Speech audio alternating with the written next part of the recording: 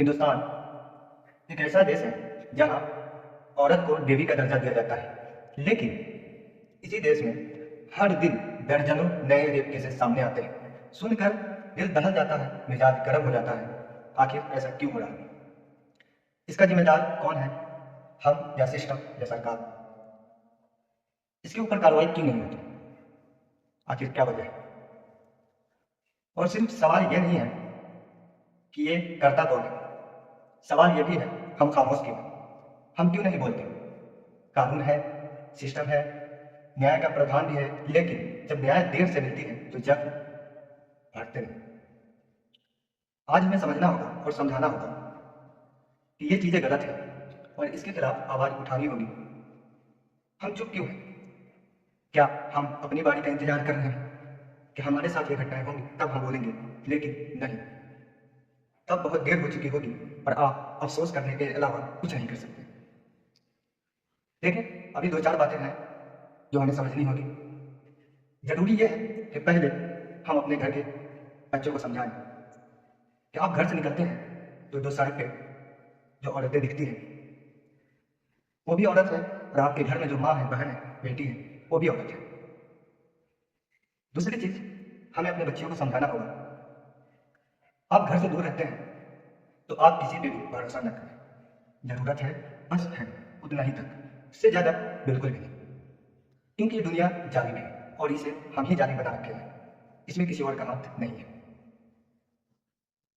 दूसरी बात, घर में जो छोटे बच्चे होते हैं हमेशा हम समझाते हैं कोई कुछ दे तो ना लेना, किसी के साथ न जाना। तो आज समय ऐसा है कि हम उन बच्चों तक बताएं कि आपका कोई नहीं है। कोई आपको लाभ चॉकलेट्स दे, कुरकुरे दे, चिप्स दे, एनीवे बच्चों को क्या पता। ये इसलिए बोल रहा हूँ क्योंकि आज जो केसेस आ रहे हैं 10 साल 12 साल 15 साल की बच्चियों के साथ ये केसेस हो रहे हैं, तो इसलिए मैं बोल रहा हूँ क्योंकि उन बच्चों के पास कोई ऑप्शन नहीं होता। उन बच्चों को फुसलाने के लिए, भगाने के लिए दूसरा कोई ऑप्शन नहीं है, और जालिम कभी सुधरेंगे नहीं। इसके खिलाफ जब तक कड़ी से कड़ी कार्रवाई नहीं होगी, और जिस तरह के हालात हैं ऐसा लगता नहीं कि इन जालिमों के खिलाफ कोई कार्रवाई होगी जब तक हम और आप आवाज़ नहीं उठाएंगे। दूसरी चीज, ये जो फोन है जो हमारे हाथ में है, ये हमारा सबसे बड़ा दुश्मन है। हमें तबाह बर्बाद और बेहयाई में मशगूल करने के लिए हम ज़्यादा से ज़्यादा इसे दूर रहने की कोशिश करें। दूसरी बात, कोई आपको लाख वादे करे हम आपके हैं, हम आपसे हैं और हम आप तक ही रहेंगे, आप इन बातों का भरोसा न करना। वे सिर्फ इसलिए आपके साथ हैं क्योंकि उनको आपसे फायदा लेना है, दूसरी कोई वजह नहीं है। एक औरत का अपना शादी से पहले बाप और भाई, और शादी के बाद पति और बेटा, यही अपना होता है। तो इसके अलावा आप किसी पे भी भरोसा करने से पहले 100 बार सोचना जरूर। आखिर कोई हमारी मदद क्यों कर रहा है, या कोई हमारी मदद करना क्यों चाहता है? ये बातें आपको बुरी लग रही होंगी, लेकिन जब आप इन हादसों में पड़ जाओगे, जब ये घटनाएं आपके साथ होंगी, तो आप बैठ के अफसोस करोगे। उससे अच्छा है कि आप अभी समझ जाए दुनिया बहुत जालिम होती चली जा रही है। अपना ख्याल खुद रखना होगा, और खासकर जो बच्चियां शहर में रहती हैं वे ज़्यादा शिकार हो रही है इन सब चीज़ों का। आपके साथ अगर ऐसा कुछ होता है या होने की आशंका है, तो सबसे पहले आप अपनी फैमिली को बताएं और अपने फैमिली तक पहुंचने की कोशिश करें।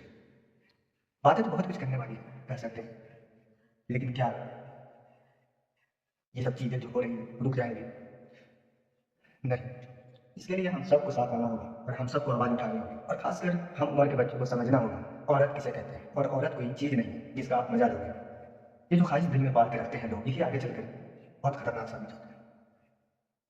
हमें समझना है, हमें समझाना है, सबसे ज़्यादा हमें समझना है कि आखिर ये सब कैसे रुकेगा।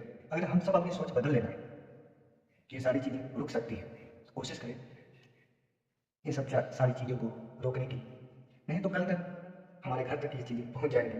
मैं फिर कह रहा हूँ, उस वक्त आप अफसोस करने के अलावा और कुछ नहीं कर सकते। इसीलिए अभी से समझ जाए, अभी से समझ जाए और इज्जत करना सीखें, और दुनिया को बताएं कि एक औरत क्या होती है।